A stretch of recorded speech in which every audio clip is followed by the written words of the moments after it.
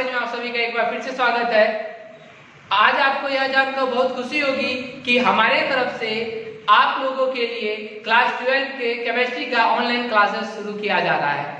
अगर आप इस चैनल पे नए हैं तो आप इसे सब्सक्राइब कर लें और बेल आइकन को जरूर दबा दें, जिससे मेरे तरफ से जाने वाले वीडियो सबसे पहले आप तक पहुंच सके। ठीक है, तो चलिए आज जो हमारा जो क्लास है वह केमिस्ट्री का केवल इंट्रोडक्शन क्लास है। केवल हम उसमें इंट्रोडक्शन करेंगे कि केमिस्ट्री क्या है और उसकी कौन कौन सी शाखाएं हैं और 12वीं में हमें क्या क्या चीज पढ़ना है। चलिए तो शुरू करते हैं। आज का जो हमारा टॉपिक वह है रसायन। तो रसायन क्या है? तो विज्ञान की वह शाखा जिसमें पदार्थों का संगठन, गुणधर्म एवं अन्योन्य क्रिया के बारे में अध्ययन किया जाता है। संगठन, गुणधर्म, अन्योन्य क्रिया के बारे में अध्ययन किया जाता है, उसे रसायन शास्त्र कहते हैं, मतलब केमिस्ट्री कहते हैं। मतलब क्या है ये कि विज्ञान की वह शाखा जिसमें पदार्थों का संगठन, पहला शब्द संगठन। संगठन का मतलब यह कि कोई भी पदार्थ क्या चीज से बना है। जैसे यही पदार्थ है, ये पदार्थ क्या चीज से बना है, इसको इसका संगठन कहेंगे। तो इस पदार्थ के बारे में संगठन मतलब कैसे बना है, इसके बारे में जानकारी। दूसरा नंबर गुणधर्म। गुणधर्म का मतलब होता है कि इस पदार्थ का क्या क्या गुण है, कौन सा भौतिक गुण है और कौन सा रासायनिक गुण है, इसके बारे में अध्ययन करते हैं हम लोग, तो वो हमारा रसायन शास्त्र होता है। और तीसरा है अन्योन्य क्रिया। अन्योन्य क्रिया का मतलब होता है कोई एक पदार्थ किसी दूसरे पदार्थ से किस प्रकार से क्रिया करता है, रिएक्शन करता है, किस प्रकार से रिएक्शन करता है, इसके बारे में हम लोग को जो अध्ययन करना होता है, उस अध्ययन की शाखा को हम रसायन शास्त्र कहते हैं। अर्थात किसी भी पदार्थ कैसे बनता है, मतलब संगठन, उनके कौन कौन से गुण हैं, भौतिक गुण और रासायनिक गुण, वो गुणधर्म। और तीसरा अन्योन्य क्रिया, मतलब एक पदार्थ दूसरे पदार्थ से कैसे क्रिया करता है, इसके बारे में हम जिसमें अध्ययन करते हैं, वे सभी हमारी केमिस्ट्री कहलाते हैं। ठीक है, अब केमिस्ट्री के बारे में हम लोगों ने जान लिया कि केमिस्ट्री है क्या। अब केमिस्ट्री की शाखाएं देखते हैं। तो केमिस्ट्री की जनरल 5 शाखाएं हैं। पहला है फिजिकल केमिस्ट्री, जिसे भौतिक रसायन कहते हैं। दूसरा इनऑर्गेनिक केमिस्ट्री, जिसे अकार्बनिक रसायन कहते हैं। ऑर्गेनिक केमिस्ट्री, जिसे कार्बनिक रसायन कहते हैं। चौथा है बायोकेमिस्ट्री, जिसे जीव रसायन कहते हैं। पांचवा है एनालिटिकल केमिस्ट्री, जिसे विश्लेषणात्मक रसायन कहते हैं। अब हम इन पांचों का एक एक करके परिभाषा देखते हैं, पांचों है क्या। चलिए अब हम इसकी परिभाषा देखते हैं। पहला है फिजिकल केमिस्ट्री, मतलब भौतिक रसायन। ये क्या है? तो इस शाखा के अंतर्गत पदार्थों के भौतिक गुण, नियम और सिद्धांतों के बारे में अध्ययन किया जाता है। मतलब अर्थात रसायन विज्ञान की वह शाखा जिसमें पदार्थों के भौतिक गुणों, नियमों और सिद्धांतों के बारे में अध्ययन किया जाता है, उसे फिजिकल केमिस्ट्री कहते हैं। दूसरा है इनऑर्गेनिक केमिस्ट्री।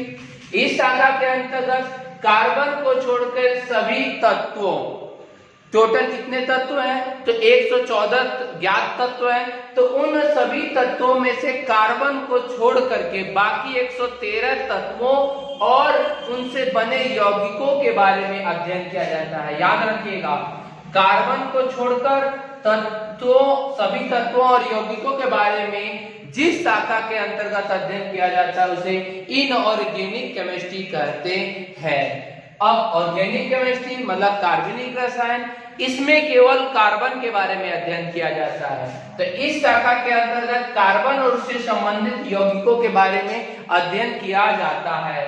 तो याद रहेगा, यहाँ पर हम लोग का है कार्बन को छोड़कर सभी तत्व, और यहाँ पे केवल कार्बन और उससे संबंधित यौगिक के बारे में अध्ययन किया जाता है। चौथा है बायोकेमिस्ट्री। इस शाखा के अंतर्गत जीवधारियों, मतलब जिनमें जीवन है, जैसे हम लोग, पेड़ पौधे, जीवधारियों में पाए जाने वाले रासायनिक पदार्थ, जैसे में डीएनए, प्रोटीन, कार्बोहाइड्रेट, विटामिन, वसा, ये सब जितने भी वो जीवधारियों में पाए जाने वाले कार्बनिक पदार्थ है या रासायनिक पदार्थ है, इन सभी का अध्ययन जिस शाखा में होता है उसे हम लोग बायोकेमिस्ट्री कहते हैं।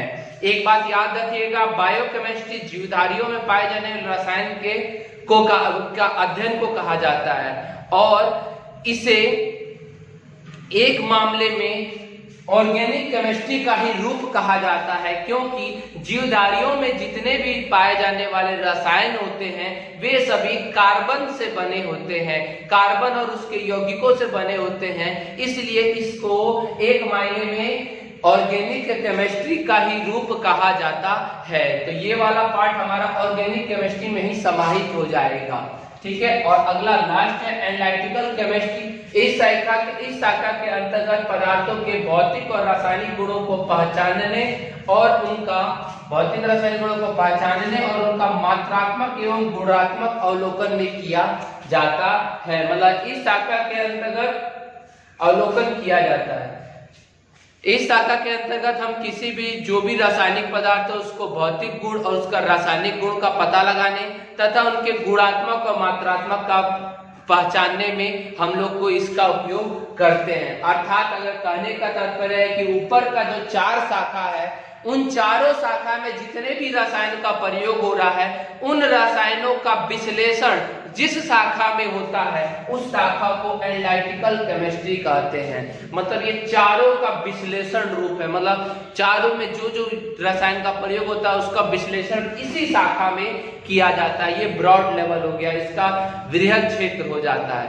और भी इसकी कई सारी शाखाएं हैं जैसे कृषि रसायन, औद्योगिक रसायन। मैंने इसके बारे में चर्चा नहीं किया क्योंकि ये आप लोग के 12th से बाहर का चीज है, ठीक है।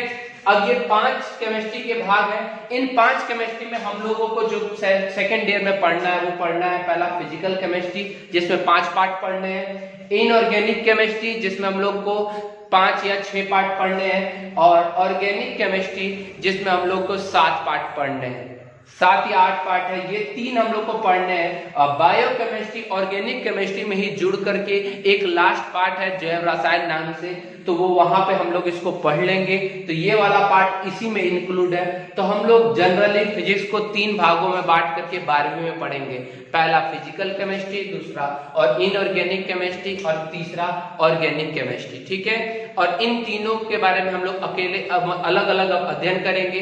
तो कल से मेरा जो क्लास शुरू होगा वो होगा फिजिकल केमिस्ट्री का, ठीक है। तब तक आप लोग इसका नोट्स बना के रख लें और नेक्स्ट में हम लोग फिजिकल केमिस्ट्री के साथ मिलेंगे। अगर आपको ये वीडियो अच्छा लगे तो उसे लाइक करें और अपने दोस्तों तक अधिक से अधिक शेयर करें। और अगर आप मेरे चैनल पे नए हैं तो और अपडेट के लिए आप इस चैनल को सब्सक्राइब कर लें और बेल आइकन को दबा दें। धन्यवाद।